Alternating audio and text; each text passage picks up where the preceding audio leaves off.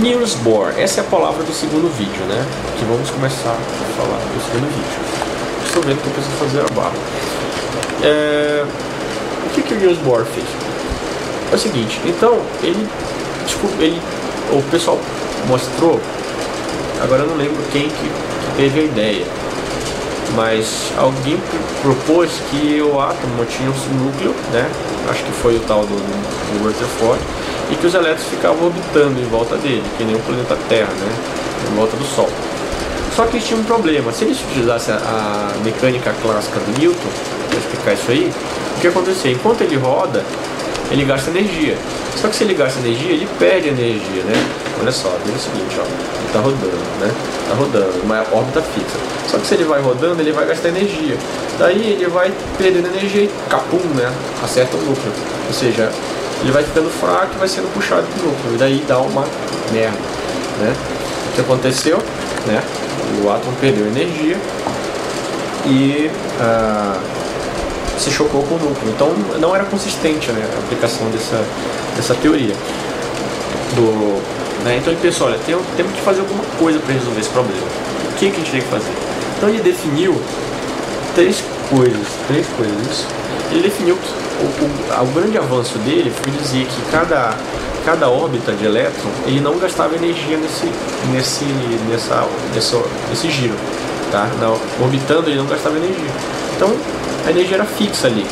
Só que aconteciam as situações em que o elétron precisava pular de uma órbita para outra, ou seja, nisso aconteceu troca de energia. Qual que é a situação? Ele disse que o átomo, os elétrons se distribuem em torno do átomo em órbitas fixas, né? Em órbitas fixas, que ele chamou de níveis de energia. Esses níveis de energia são níveis de energia fixa. Então, se um elétron está rodando numa certa nível de energia, ele vai ter aquela energia. Se ele passar para um outro de maior energia, é porque ele ganhou energia de fora. Ou seja, alguém excitou o elétron, vai para besteira, né? Excitou o elétron, ele ganhou energia e disse assim, agora é tipo gente que fica rico, né? O cara tá aquelas casinhas ali, né? Mais simplesinha. Aí ele ganhou uma grana. Aí diz assim, agora eu tenho essa grana, eu não posso ficar aqui nesse bairro pobre e brega, eu vou para um bairro chique. Então ele vai para uma outra camada de energia, uma outra camada de grana, entendeu? Então é assim que ele...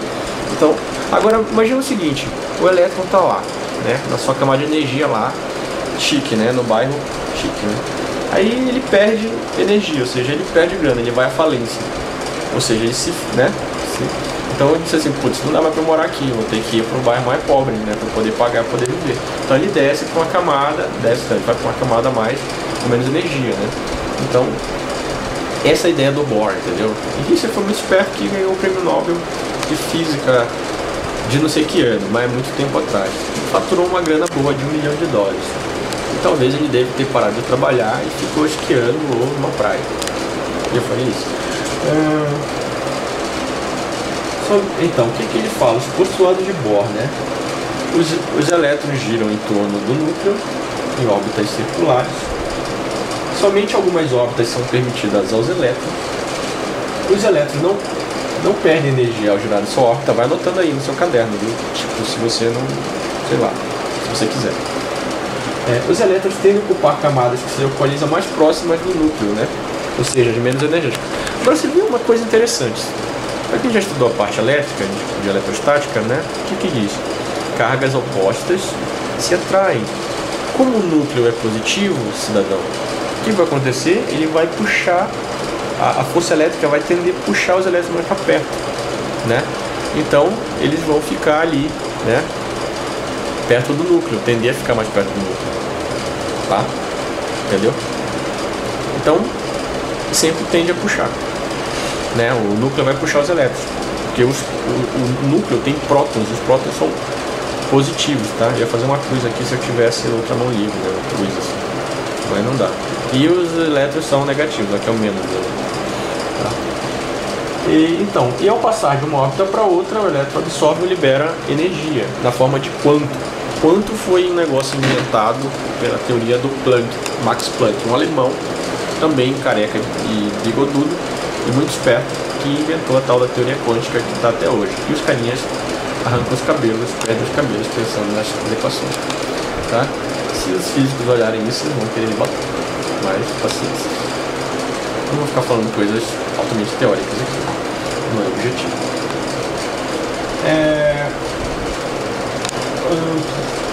Então, para explicar a tal das órbitas de energia, o que aconteceu? Eles criaram os números quânticos, tá? O que são os números quânticos? Os números quânticos são números que definem como os elétrons estão distribuídos, né? Em torno do átomo, né?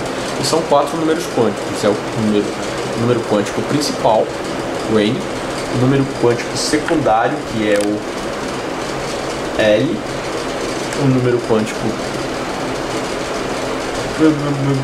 magnético, que é o M, e o número quântico spin, que é o S.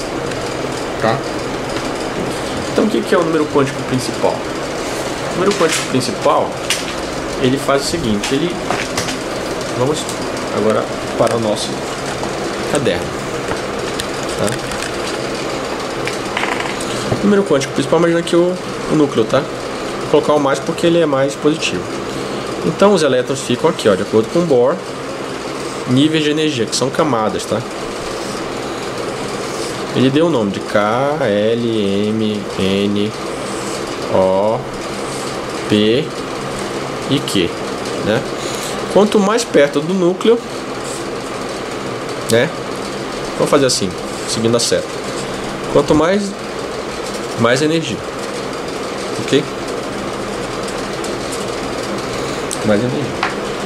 Então, o número quântico principal, ele diz em que nível, ou seja, que camada dessa distribuição eletrônica aqui, da energia, o elétron está. E a gente simboliza o N, número quântico principal. Não sei porque eu escrevi isso. Vocês não são burros, né? Se escrever que N é o número quântico principal. Então, e esse número quântico, N, ele varia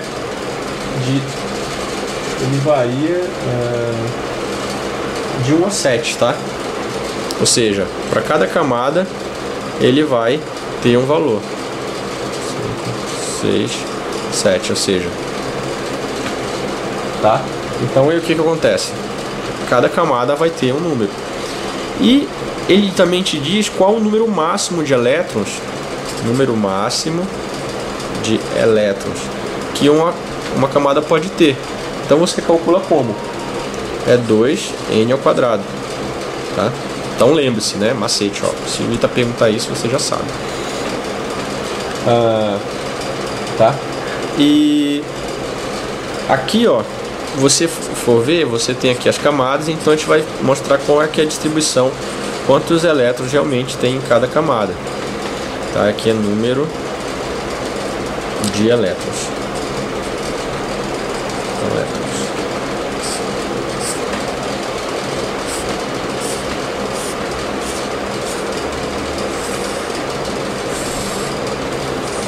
Tá? Então aqui, ó, para a camada K você vai ter 2 elétrons. Na camada L você tem 8.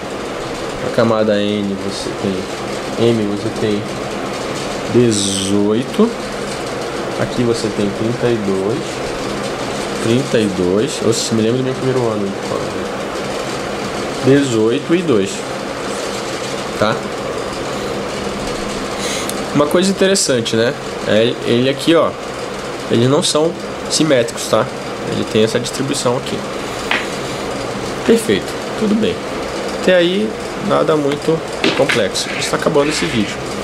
Vamos passar para o terceiro vídeo da nossa videoaula.